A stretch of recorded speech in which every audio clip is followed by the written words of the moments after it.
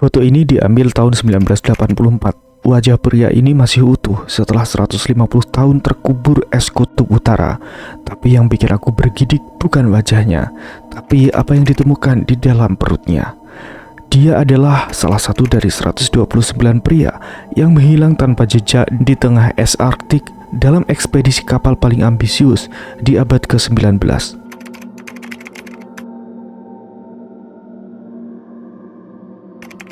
Pencarian rute rahasia yang bisa mempersingkat perjalanan Eropa ke Asia. Dua kapal perang Inggris terkuat dengan teknologi terdepan, tapi ekspedisi yang seharusnya mengubah sejarah perdagangan dunia ini berakhir dengan tragedi yang tak terbayangkan. Selama 150 tahun, tidak ada yang tahu nasib mereka. Sampai es mulai mencair dan mengungkap kebenaran yang lebih mengerikan dari film horor manapun. Untuk memahami misteri mengerikan ini, kita harus kembali ke tahun 1845, ketika pria bernama Sir John Franklin memimpin ekspedisi yang paling ambisius sekaligus paling tragis dalam sejarah penjelajahan kutub. Franklin bukan sebarang pelaut. Dia merupakan veteran perang Napoleon, penjelajah berpengalaman yang sudah 3 kali menjelajahi Arktik. Tapi kali ini berbeda. Kali ini, dia punya misi yang akan mengubah sejarah navigasi dunia.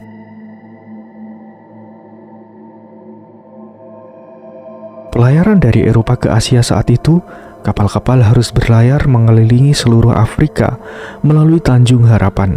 Perjalanan berbahaya yang memakan waktu berbulan-bulan. Itulah yang dijanjikan Northwest Passage, jalur laut yang melalui Arktik yang bisa menghubungkan Atlantik dan Pasifik. Memangkas perjalanan dari 6 bulan hanya menjadi beberapa minggu saja. Inggris sudah menghabiskan jutaan pound untuk mencari jalur ini, namun belum berhasil. Dan Franklin, dia yakin 100% bisa menemukannya. Dia berangkat dengan armada terkuat yang pernah ada, HMS Airbus dan HMS Terror. 2 kapal perang yang diperkuat khusus untuk es Arktik. Mesin uap canggih, pemanas ruangan, perpustakaan lengkap, bahkan piring porselen Cina untuk makan malam. 129 pria terpilih, makanan untuk 3 tahun, semua yang dibutuhkan untuk sukses. Tapi Franklin tidak tahu. Dia sedang memimpin anak buahnya menuju neraka es yang akan mengubah mereka menjadi sesuatu yang bukan manusia lagi. Dan jasad yang kalian lihat tadi, dia hanya salah satu dari 129 pria yang akan mengalami nasib buruk yang bisa dibayangkan manusia. Namun isi perutnya lebih mengejutkan lagi. Stay tune karena cerita ini baru saja dimulai.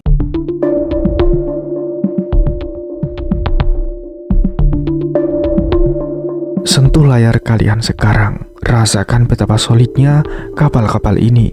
Lambung kayu oak yang tebalnya hampir 1 meter, diperkuat dengan besi, mesin uap yang untuk zamannya revolusioner. Ini bukan sekedar kapal, tapi istana terapung yang dirancang untuk menaklukkan Arktik. Tapi yang bikin mereka yakin bukan cuma kapalnya. Lihatlah ini, 8.000 kaleng makanan, cukup untuk 3 tahun. Perpustakaan dengan 1.700 buku, bahkan ada piano, peralatan makan Cina set, dan peralatan perak. Mereka tidak hanya bersiap untuk ekspedisi, mereka bersiap untuk hidup mewah di tengah es. 129 pria, para ayah yang berjanji akan pulang dengan cerita heroik. Anak-anak muda yang bermimpi jadi penjelajah legendaris. Mereka semua percaya pada satu hal, Northwest Passage. Northwest Passage, jalur laut yang menghubungkan Atlantik dan Pasifik melalui Arktik. Siapa yang menemukannya, dia akan menguasai perdagangan dunia, seperti menemukan jalan pintas ke surga kekayaan. Tapi kalian tahu nggak sih, ada detail kecil yang mengganggu. Ketika Franklin berpamitan dengan istrinya, Lady Jane Franklin, Dia berkata sesuatu yang aneh. Bukan aku akan menemukan Northwest Passage atau aku akan pulang dengan kemenangan. Franklin cuma bilang, aku akan melakukan yang terbaik. Melakukan yang terbaik. Kalimat yang terdengar seperti orang yang sudah tahu dia mungkin tidak akan pulang. Tanggal 19 Mei 1845, pagi yang cerah, angin yang mendukung. Ribuan orang berkerumun di dermaga Greenhithe, Inggris. Band militer bermain, momen yang sempurna untuk memulai petualangan yang sempurna. Tapi laut itu licik. Dia tidak pernah berjanji apa-apa. Dia cuma menunggu. 2 bulan kemudian, Juli 1845, Bevin B. Pertemuan terakhir dengan dunia luar. Para kapten kapal pemburu paus melihat irbas dan teror untuk yang terakhir kalinya. Mereka masih optimis, masih percaya diri, dan masih hidup. Nah, ini dia momennya ketika mereka memasuki perairan yang akan menjadi kuburan mereka. Es mulai muncul, bukan es biasa, es Arktik yang bisa menghancurkan kapal sekuat apapun.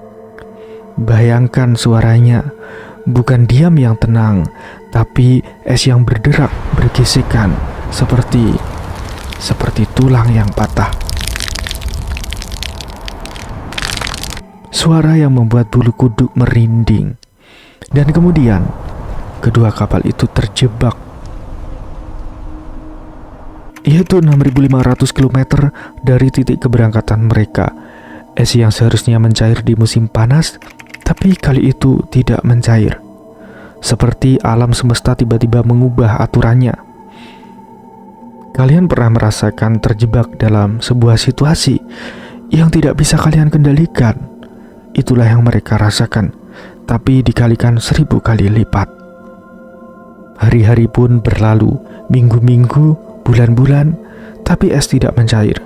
Makanan mulai menipis, dan moral mulai turun. Dan yang paling mengerikan, harapan mulai mati. Tanggal 11 Juni 1847, Sir John Franklin menutup mata untuk terakhir kalinya.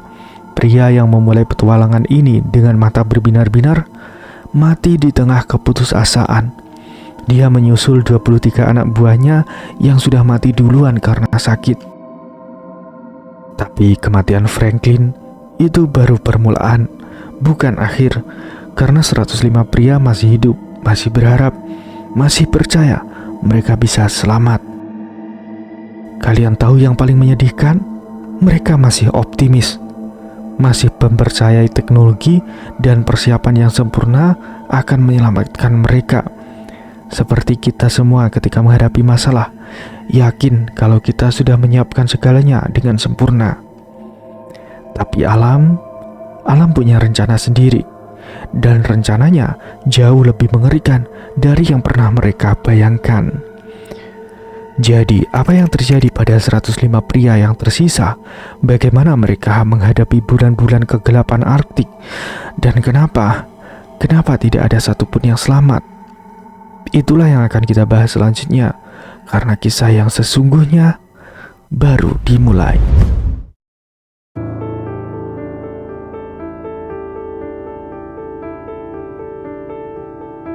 (1847, 1848, 1849). 3 tahun sudah berlalu. 3 tahun sejak irbas dan teror menghilang di balik es Arktik. Dan di London, keheningan yang mencekam mulai berubah jadi kegelisahan. Lady Jane Franklin berdiri di jendela yang sama setiap pagi, tangannya menekan kaca dingin, napasnya mengembun di permukaan. Mata yang dulu berbinar penuh harapan kini kosong, seperti menunggu kapal yang tidak akan pernah datang.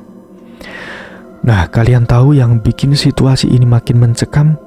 Bukan cuma satu keluarga yang menunggu, 129 keluarga, istri-istri yang menunggu suami pulang, anak-anak yang bertanya kapan ayah pulang, dan pemerintah Inggris yang mulai menyadari mereka mungkin kehilangan ekspedisi terbesar dalam sejarah.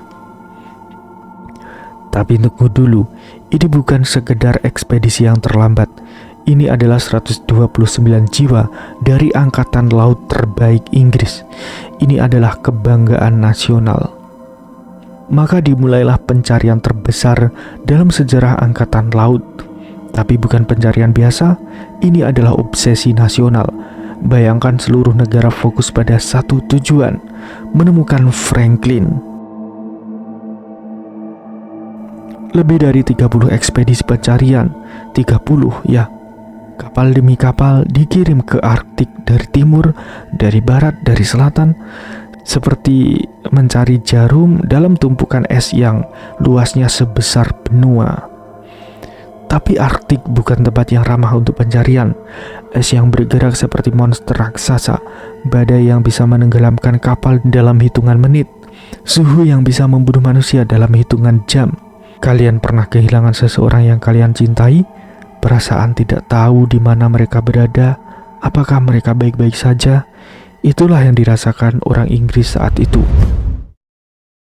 Dan kemudian, tahun 1850, 5 tahun setelah keberangkatan dua kapal tersebut, Pulau Beechey, 800 km dari titik dua kapal yang terjepit es itu, penemuan pertama yang membuat bulu kuduk merinding.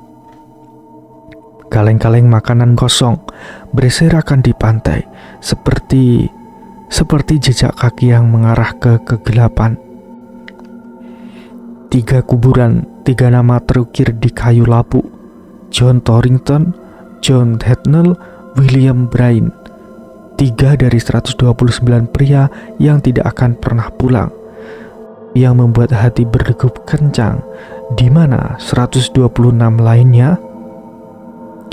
Sisa-sisa perkemahan, pakaian yang robek-robek, alat-alat yang ditinggalkan dalam keadaan terburu-buru, seperti mereka meninggalkan tempat ini dalam kepanikan. Tapi kenapa dan kemana mereka pergi? Nah, ini dia bagian yang paling menarik. Suku Inuit, orang-orang yang sudah ribuan tahun hidup di tanah es ini, mereka tahu sesuatu. Mata mereka menyimpan rahasia yang membuat pencari dari Inggris bergidik ngeri.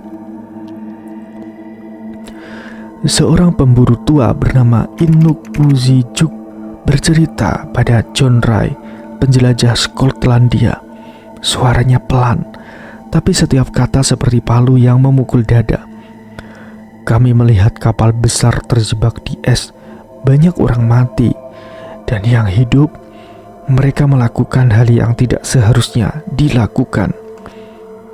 Tapi pemerintah Inggris, mereka menolak kesaksian ini. Orang-orang primitif, kata mereka, tidak bisa dipercaya. Arogansi yang seperti menolak nasihat dari dokter karena kita merasa lebih pintar. Ironis ya, orang-orang yang sudah ribuan tahun bertahan hidup di Arktik dianggap tidak tahu apa-apa, sementara 129 pria dengan teknologi terdepan hilang tanpa jejak. Tapi kesaksian terus berdatangan. Keluarga Inuit yang berbeda di tempat yang berbeda menceritakan hal yang sama. Mereka melihat mayat-mayat, banyak mayat, dan yang paling mengerikan, tanda-tanda bahwa sesuatu yang mustahil telah terjadi.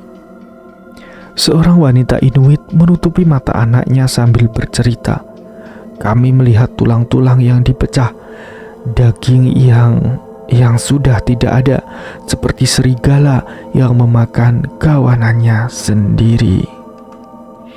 Ketika laporan-laporan ini sampai ke London, wajah-wajah perwira angkatan laut memucat, bukan karena mereka tidak percaya, tapi karena mereka mulai percaya, dan yang mereka percaya tidak bisa diterima oleh peradaban Victorian. Lady Jane Franklin menolak menyerah. Dia menjual perhiasan, meminjam uang, bahkan memohon pada ratu. Suami saya masih hidup, katanya, tapi suaranya sudah tidak sekuat dulu. Penemuan demi penemuan, kancing seragam yang lepas, sendok perak yang penyok, potongan-potongan seragam yang robek, seperti puzzle yang setiap kepingannya menunjukkan gambaran yang semakin mengerikan. Kalian tahu yang paling menyedihkan? Semua artefak ini menceritakan kisah perlawanan. Mereka tidak menyerah begitu saja. Mereka berjuang, mereka berharap, mereka percaya sampai detik terakhir bahwa mereka akan selamat. Pencarian terus meluas, dari King William Island ke Victoria Island, dari Baffin Bay ke Beaufort Sea, seperti mencari jejak hantu di lautan es yang tidak berujung. Satu persatu kapal pencarian mulai pulang dengan tangan kosong, wajah-wajah yang lelah, mata yang kehilangan harapan, dan pertanyaan yang sama, di mana mereka? Musim dingin Arktik mulai turun, kegelapan yang berlangsung berbulan-bulan, dingin yang bisa membunuh, dan di suatu tempat di sana, rahasia yang akan mengubah sejarah eksplorasi selamanya.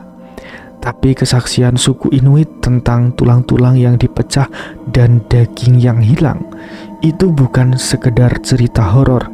Itu adalah petunjuk tentang sesuatu yang begitu mengerikan sehingga peradaban Victorian menolak untuk mempercayainya. Jadi, apa yang sebenarnya terjadi pada 126 pria yang tersisa? Apa yang membuat mereka meninggalkan jejak-jejak yang begitu mengerikan? Dan kenapa suku Inuit takut membicarakannya? Karena yang akan kita temukan selanjutnya akan mengguncang fondasi kemanusiaan itu sendiri. Bukti yang akan membuat kalian mempertanyakan sejauh mana manusia bisa bertahan dan apa yang terjadi ketika garis antara peradaban dan kebinatangan mulai kabur. Itulah yang akan kita ungkap di bagian selanjutnya, karena misteri Franklin baru saja membuka pintu ke kegelapan selanjutnya.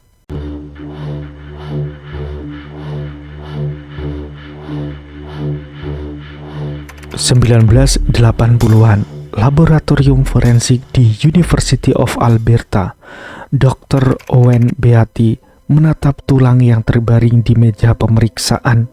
Tulang manusia yang berusia 130 tahun pada saat itu. Tapi ada sesuatu yang salah, sangat-sangat salah.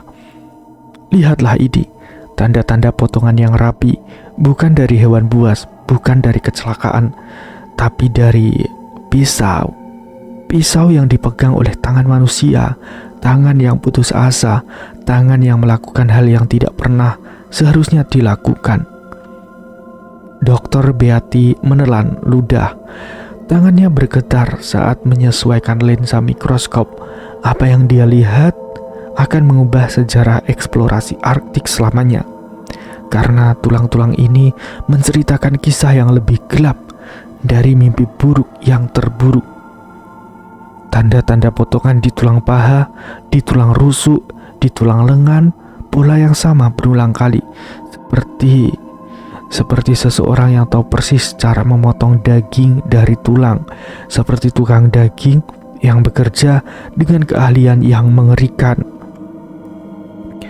Kalian tahu yang paling menyeramkan?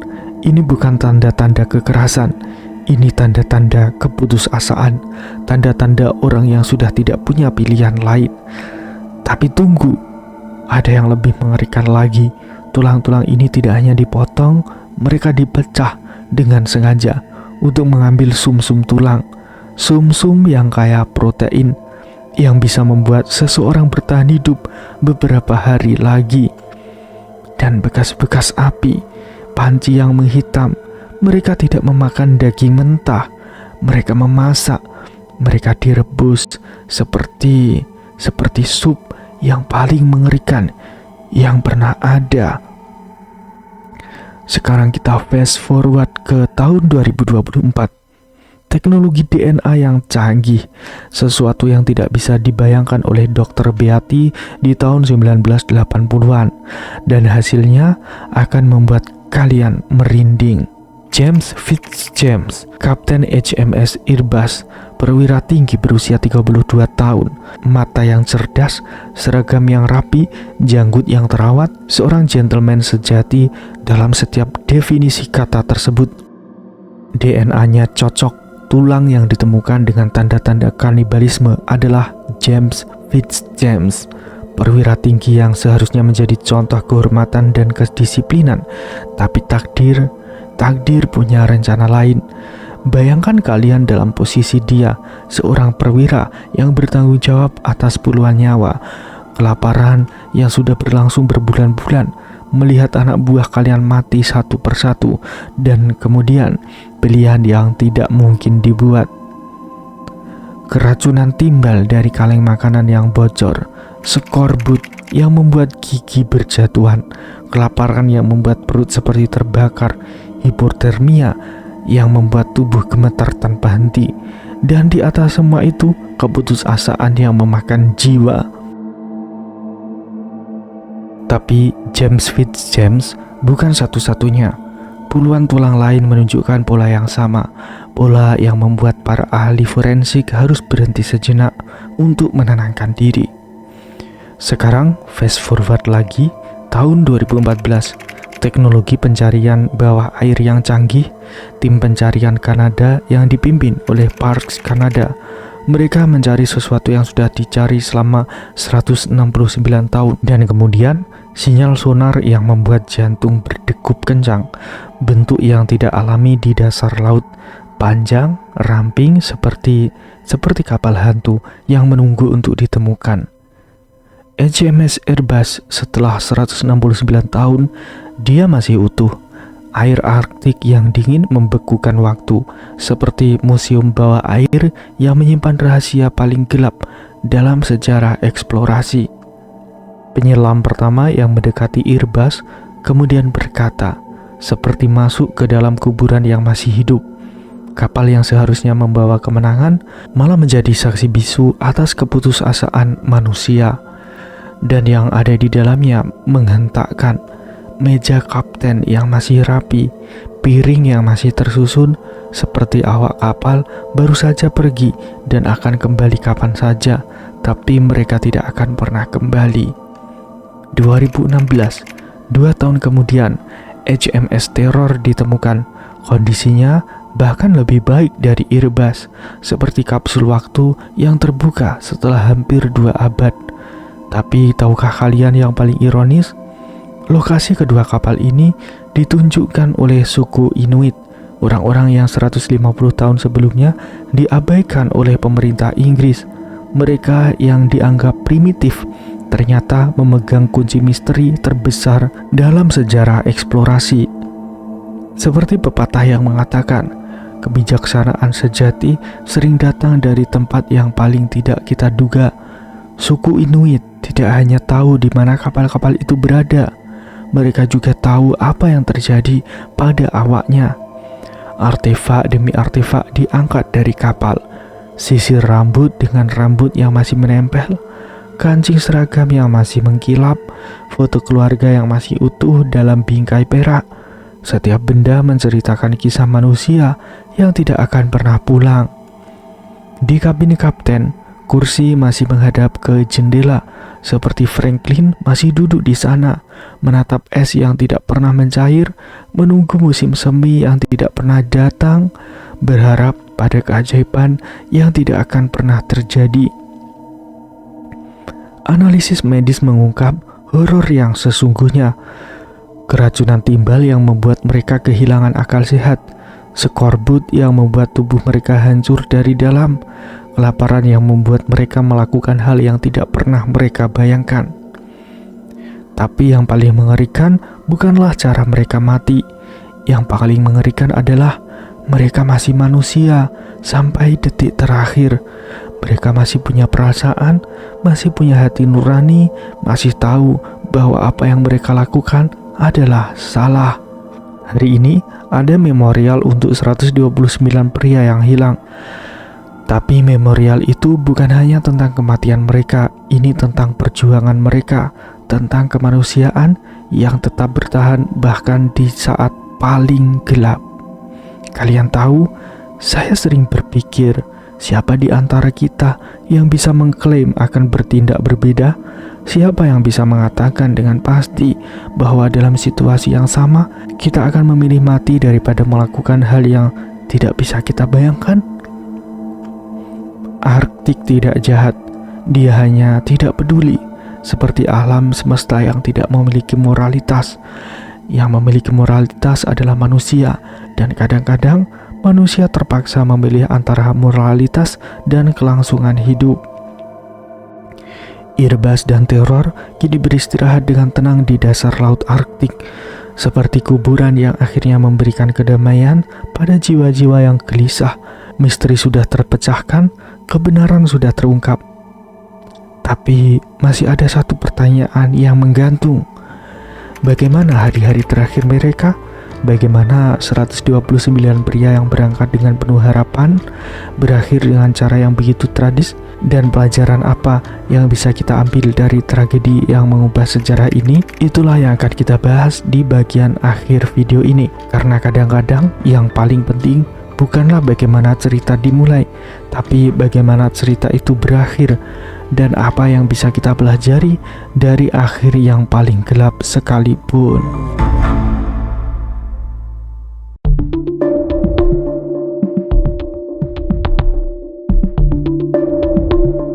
Musim semi 1848, 3 tahun terjebak di es. Bayangkan kalian bangun setiap pagi selama 3 tahun, dan yang kalian lihat hanyalah putih. Putih yang tidak berujung, putih yang menjadi penjara, putih yang menjadi kuburan. 22 April 1848, tanggal yang tertulis di catatan terakhir yang pernah ditemukan. Hari ketika 105 pria yang tersisa membuat keputusan yang akan mengubah hidup mereka dan mengakhiri hidup mereka. Francis Crozier, komandan setelah Franklin meninggal, menulis dengan tangan yang gemetar, "Kami akan berangkat besok menuju Back River." Kata-kata sederhana yang menyembunyikan keputusasaan yang tak terbayangkan. Mereka meninggalkan kapal yang sudah 3 tahun menjadi rumah, penjara, dan benteng terakhir mereka. Mengapa? Karena mereka sudah tidak punya pilihan lain. Es tidak akan pernah mencair, makanan sudah habis, dan kematian sudah mengetuk pintunya. Tapi tunggu, sebelum kita ikuti perjalanan terakhir mereka, kita harus memahami kondisi mereka. Keracunan timbal dari kaleng makanan yang bocor. Bayangkan otak kalian perlahan-lahan diracuni. Kebingungan, halusinasi, keputusan yang irasional, skorbut, gigi yang berjatuhan, luka yang tidak sembuh-sembuh, kelelahan yang luar biasa, tubuh yang perlahan-lahan hancur dari dalam, seperti mesin yang komponennya satu persatu mulai rusak. Pneumonia, tuberkulosis, paru-paru yang penuh dengan cairan dan darah. Setiap napas adalah perjuangan. Setiap batu adalah reminder bahwa waktu semakin menipis. Kalian pernah sakit flu yang parah? Ketika badan sakit semua, kepala pusing dan rasanya mau pingsan? Nah, kalikan dengan 100. Itulah yang mereka rasakan setiap hari, setiap jam, setiap menit, setiap detik. Dan hipotermia, tubuh yang tidak bisa lagi memproduksi panas, jari-jari yang membeku, kaki yang sudah tidak bisa digerakkan, seperti menjadi patung es yang masih hidup. Kelaparan ekstrim, perut yang terasa seperti terbakar, tubuh yang mulai memakan otot sendiri, berat badan yang turun drastis, seperti zombie yang masih hidup tapi sudah tidak benar-benar hidup. Jadi dengan kondisi seperti itulah 105 pria memulai perjalanan yang mereka tahu mungkin adalah perjalanan terakhir mereka, tapi mereka tetap berharap, masih percaya ada keajaiban. Mereka membawa perahu-perahu kecil di atas kereta luncur, berat, sangat-sangat berat. Perlahan-lahan barang-barang mulai ditinggalkan, buku-buku, peralatan, bahkan makanan, seperti meninggalkan kepingan-kepingan peradaban di hamparan es. Dan kemudian perpecahan. Beberapa kelompok memutuskan untuk mencoba rute yang berbeda, seperti taruhan terakhir, memecah peluang, berharap setidaknya ada yang selamat. Tapi tidak ada yang selamat.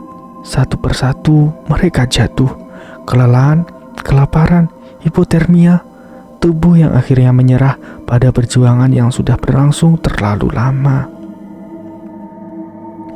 Dan kemudian fase terakhir yang paling sulit untuk dibicarakan, ketika garis antara peradaban dan kelangsungan hidup benar-benar sudah hilang. Bayangkan, kalian seperti Francis Crozier, seorang perwira yang bertanggung jawab atas nyawa anak buah. Kalian melihat mereka mati satu persatu. Kalian tahu bahwa di tubuh yang sudah mati itu ada protein yang bisa membuat yang masih hidup bisa bertahan hidup beberapa hari lagi. Mereka tidak menjadi monster. Mereka tetap manusia yang terpaksa melakukan hal yang tidak manusiawi. Setiap gigitan mungkin disertai dengan air mata. Setiap suapan mungkin disertai dengan doa, meminta maaf pada Tuhan dan pada yang sudah meninggal. Satu persatu mereka semua jatuh. Yang terakhir mungkin sendirian, mungkin memanggil nama istri, mungkin mengingat anak-anak di rumah, mungkin masih berharap pada keajaiban sampai detik terakhir. 170 tahun kemudian, hamparan es itu masih sama, dingin, indah, mematikan, tidak peduli dengan drama manusia yang pernah terjadi di sana. Alam tidak pernah jahat, tapi juga tidak pernah baik. Eksplorasi Arktik modern sangat berbeda. Teknologi satelit, komunikasi radio, pakaian yang canggih, makanan yang tahan lama, GPS yang akurat, semua yang tidak pernah dimiliki oleh Franklin dan anak buahnya.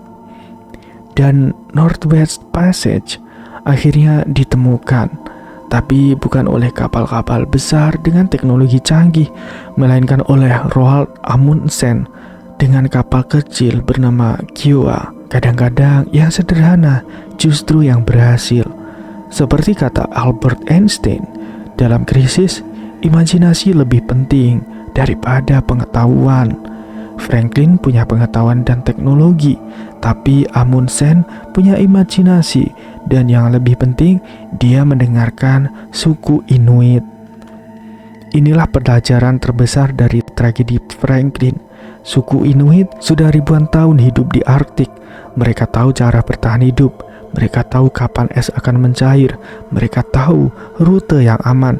Tapi arogansi Victorian menolak untuk mendengarkan. Teknologi modern, sonar, DNA analisis, CT scan akhirnya memecahkan misteri berusia 170 tahun. Tapi teknologi itu bukan yang menemukan kapal. Yang menemukan kapal adalah kebijaksanaan suku Inuit yang turun-temurun. Kalian tahu, ekspedisi Franklin bukan cerita tentang kegagalan. Ini cerita tentang kemanusiaan, tentang bagaimana manusia bisa mempertahankan harapan bahkan di saat paling gelap, tentang bagaimana kita masih bisa mencintai bahkan ketika kita terpaksa melakukan hal yang tidak bisa dimaafkan. Hari ini ada memorial untuk 129 pria yang tidak pernah pulang, tapi mereka tidak mati sia-sia. Mereka mengajarkan kita tentang batas-batas kemanusiaan, tentang pentingnya mendengarkan kebijaksanaan lokal, tentang bahaya dari arogansi dan ambisi yang tidak terkendali. Arktik masih di sana, masih indah, masih berbahaya, masih tidak peduli dengan rencana manusia. Tapi sekarang kita tahu cara menghormatinya, cara bertahan hidup di sana, cara tidak mengulangi tragedi yang sama. Dan kalian, apa yang kalian pelajari dari cerita ini? Mungkin tentang pentingnya mendengarkan nasihat orang-orang yang lebih berpengalaman. Mungkin tentang bahaya dari kepercayaan diri yang berlebihan. Atau mungkin tentang kekuatan harapan yang bisa membuat manusia bertahan bahkan di situasi yang sangat sulit. Airbus dan Terror kini beristirahat dengan tenang di dasar laut Arktik. Mereka sudah memberikan rahasia mereka. Mereka sudah menceritakan kisah mereka, dan kisah itu akan terus menginspirasi dan mengajarkan kita tentang kemanusiaan. Viktor Frankl pernah berkata, segalanya bisa diambil dari manusia kecuali satu hal, kebebasan terakhir manusia untuk memilih sikapnya dalam situasi apapun. Franklin dan anak buahnya memilih untuk tidak menyerah, untuk tetap berharap, untuk tetap jadi manusia. Jadi ketika kalian menghadapi tantangan dalam hidup, dan percayalah, kalian akan menghadapinya. Ingatlah 129 pria yang tidak pernah menyerah, yang tetap percaya pada keajaiban sampai detik terakhir, yang menunjukkan bahwa kemanusiaan bisa bertahan bahkan di kondisi yang paling ekstrim. Kalau kalian menikmati perjalanan yang gelap tapi penuh makna ini, jangan lupa klik tombol like video ini. Dan kalau kalian suka dengan konten-konten seperti ini, jangan lupa subscribe supaya mendapatkan updatean terbaru konten video selanjutnya. Dan kasih komentar di bawah pelajaran apa yang dapat kalian ambil dari kisah Franklin ini. Sampai jumpa di video berikutnya, dan ingatlah, sejarah bukan hanya tentang masa lalu. Sejarah adalah tentang siapa kita sekarang dan siapa yang kita pilih menjadi identitas kita. Karena pada akhirnya kita semua sedang dalam ekspedisi kita sendiri. Ekspedisi yang dinamakan dengan hidup.